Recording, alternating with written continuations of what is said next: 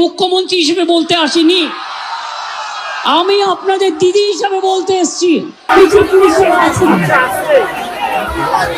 আমি একটা পার্টিও বিলং করি, কিন্তু আপনাদের কাছে এসেছি যদি বলেন as a chief minister, as a elder sister, এবং আপনাদের আন্দোলনের সঙ্গব্যাধী এবং সঙ্গসাথী, তাহলে আপনাদের অনুরোধ করবো আমার কথা শুনুন। আগেও আপনাদের সমস্যা আমি সমাধান করেছি এবং আবার আমি করবার চেষ্টা করব। আমাকে একটু সময় দিন। আপনাদের ধর্মমঞ্চে আসার ফলে আমি 26 দিন অনশন করেছিলাম, মনে রাখবেন। সিপিএম গভর্নমেন্ট ছিল পাওয়ারে, একদিনের জন্য কেউ কথা বলতে আসেনি, কিন্তু তা সত্ত্বেও আমি এসেছি। তার কারণ আমি মনে করি আপনাদের কাছে আসা মানে এটা নিজেকে ছোট করা নয়, এটা নিজেকে বড় করা। তাই আপনাদের আমার আবেদন করবো, আপনারা বসুন, আপনারা আলোচনা করুন, করে সিদ্ধান্ত নিন। আমার এটা লাস্ট চেষ্টা আপনাদের জন্য করে এলাম। বাকিরা যদি আমার উপর ছেড়ে দেন, আপনারা জাস্টিস পাবেন, আপনারা ইনজাস্টিস হবে না, এটুকু আমি বলতে চাই।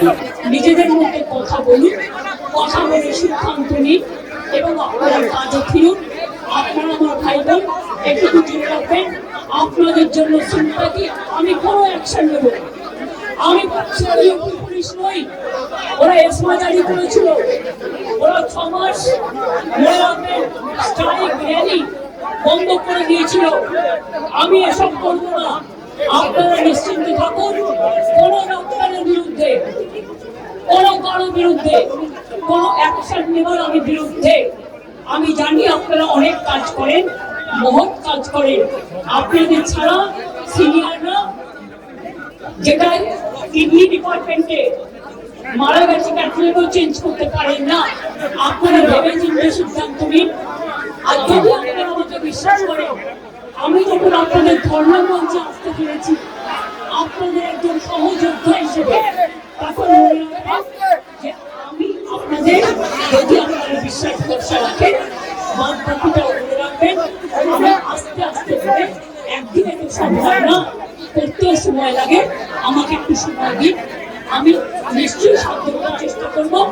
আমি দুর্নীতির কোনো একটা টেন্ডার পর্যন্ত আমার কাছে আসেনি। কোন রোগী কল্যাণ সমিতি কাজ করে এটা আমি জানি না, এগুলো আমার আন্ডারে আসে না। তাও বলি, যদি আপনাদের কোনো কমপ্লেন থাকে, এমনিতে বিনা ট্রাইব্যুনালকে সাজা দেওয়া যায় না। তদন্ত যদি প্রমাণিত হয়, আমি নিশ্চয়ই সাজা দেব। আর একটা কথা, সুপ্রিম কোর্টে কেস চলছে, মনে রাখবেন 17 তারিখেও ডেট আছে। আমি চাই না আপনাদের কোনো ক্ষতি হোক। আপনাদের জিনিস আপনাদের কাছে অনুরোধ করতে এসেছি।